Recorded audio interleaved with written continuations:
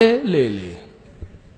اب آئیے یزید صاحب کیسے تھے ذرا حدیث سے دیکھ لیے۔ یہ ہے المصنف امام ابن ابی شیبہ کی، اور ان کی شان بتا دوں، کوئی ماہک لال غیر مقلد رد نہیں کر سکتا، یہ امام بخاری کے استاد ہے،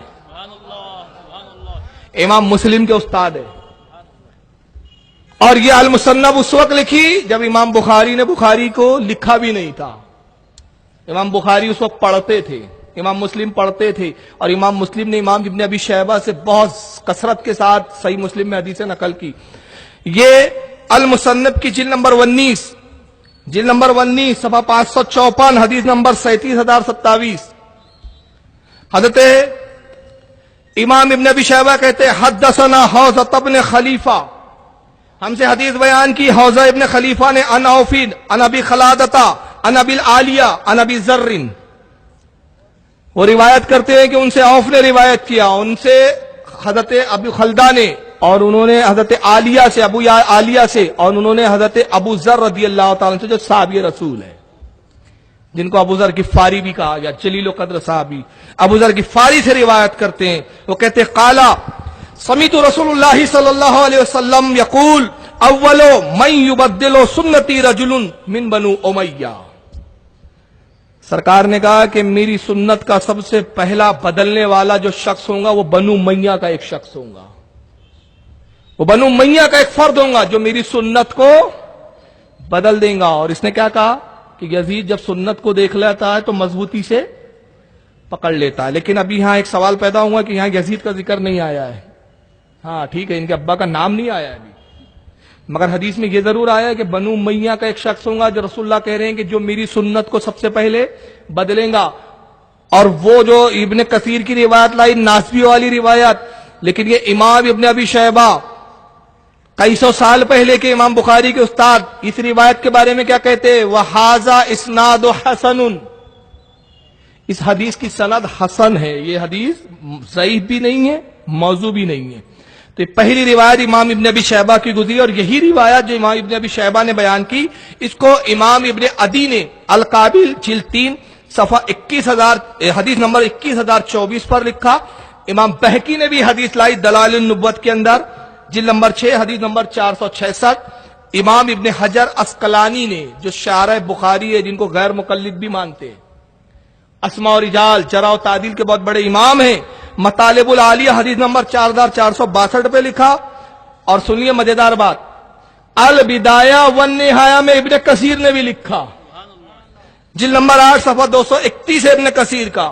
اور الصواعق المحرکہ میں ابو دردہ سے، انہوں نے حضرت ابی ذر سے لکھا، لیکن امام ابن حجر المکی نے ابو دردہ رضی اللہ تعالیٰ سے صفحہ 271 پر الصواعق المحرکہ میں لکھا۔ اب آئیے اس کے بعد یہ دوسری حدیث کی کتاب دیکھیں، اب اس میں نام بھی آئے گا، یہ ہے مسند ابو یعلا، امام ابو یعلا کی المسند ہے، یہ حدیث کی کتاب ہے، یہ بڑی معتبر، کمال یہ ہے کہ چھاپا بھی عرب والوں نے۔ اس کی جلد نمبر 2 ہے، صفحہ 176 ہے، حدیث نمبر 871 ہے۔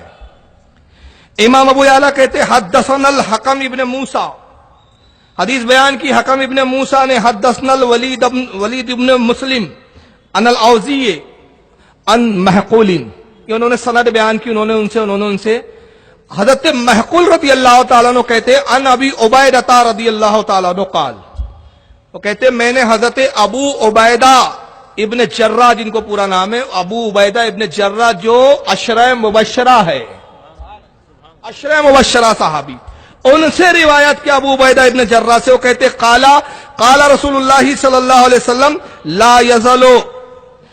لا یزل امر امتی قائما بالقسط، اللہ کے نبی نے فرمایا لوگوں میری امت ہر وقت ہر دور میں عدل و انصاف کے ساتھ قائم رہیں گی، میری امت میں عدل بھی رہیں گا، انصاف بھی رہیں گا، انصاف اور عدل کے ساتھ قائم رہیں گی، حتی یکون اول من یسلموها رجلا من بنو امیہ، مگر بنو امیہ کا ایک شخص ہوگا، قبیلہ بنو امیہ کا ایک پہلا انسان ہوگا جو میری سنت کو بدلے گا، میری سنت میں رخنہ اندازی کرے گا، فتنے برپا کرے گا، یقال لہ یزید، اس کا نام یزید ہوگا۔ حدیث ہے، اب حدیث کو ماننا ہے کہ تیرے ابا بہادر کو ماننا؟ اور اس حدیث کو کس نے لکھا اور لوگوں نے؟ مسند ابو یعلا کے علاوہ اسی حدیث کو امام حیثمی نے مجمع الزوائد کے اندر، یہ بھی جرح و تعدیل کے امام ہیں، جلد نمبر 5 صفحہ 241 پہ لکھا۔ لسان المیزان میں امام ابن حجر اسقلانی نے جلد نمبر 8 صفحہ 507 پہ لکھا، حدیث نمبر ہے 8554۔ اور اسی حدیث کو مسند البزار کے اندر امام بزار نے بھی لایا، جلد 1 حدیث نمبر 1619۔ امام دہلوی نے، میں امام دہلوی کا حوالہ دے رہا ہوں، ابو یعلا کا حوالہ آپ کو دکھایا۔ امام دہلوی نے مسند الفردوس جلد نمبر 5 صفحہ 52 پہ لکھا۔ اور ایک مزیدار بات سن لو، اس کو ابن کثیر نے بھی البدایہ والنہایہ میں، اسی کتاب میں جلد نمبر 8 صفحہ 231 پہ لکھا۔ بتائیے جس کتاب میں یہ بھی لکھا ہے وہ چھوڑ دے رہا ہے، وہ کون سا لا رہا ہے؟ وہ روایت جو اپنے ابا کو بچا سکے۔ اب آئیے ایک اور ایسی حوالہ دے دوں جس شخصیت کو سبھی مانتے ہیں۔ کتاب کا نام ہے حجت اللہ البالغہ، اس کی ہے حضرت شاہ ولی اللہ محدث دہلوی رحمۃ اللہ علیہ کی۔ شاہ ولی اللہ کو اہل حدیث بھی مانتے ہیں، دیوبندی بھی مانتے ہیں، بریلوی بھی مانتے ہیں، کیونکہ سب کا سلسلہ حدیث شاہ ولی اللہ پہ جا کے ختم ہوتا ہے۔ شاہ ولی اللہ کی مشہور کتاب حجت اللہ البالغہ جلد نمبر 2 صفحہ 330۔ شاہ ولی اللہ صاحب کیا فرماتے ذرا سنیے، وہ کہتے ہیں وَدُعَاةُ الدَّلَالِ يَزِيدُ بِالشَّامِ وَالْمُخْتَارُ بِالْعِرَاقِ وَالنَّحْوِ ذَلِكَ۔ شاہ ولی اللہ کہتے ہیں کہ گمراہی کی طرف بلانے والے 2 شخص گزرے ہیں، جنہوں نے گمراہی کی طرف لوگوں کو دعوت دی، گمراہی کی طرف بلایا۔